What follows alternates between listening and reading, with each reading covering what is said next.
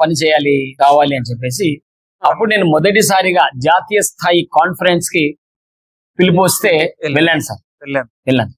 పంజాబ్ పగ్వారాలో జరిగింది అది. వెళ్ళాను అక్కడికి. తర్వాత కేరళలో జరిగింది, బెంగళూరు జరిగింది, ఉత్తరప్రదేశ్ జరిగింది. అన్ని చోట్ల కూడా నేను కాన్ఫరెన్స్ వెళ్ళాను. ఇది నాకో అని చెప్పేసి ఢిల్లీ వాళ్ళు బ్లడ్ సంస్థ.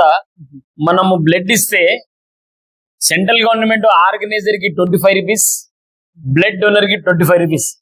దీని గురించి కూడా అక్కడ చర్చలు జరిగినాయి.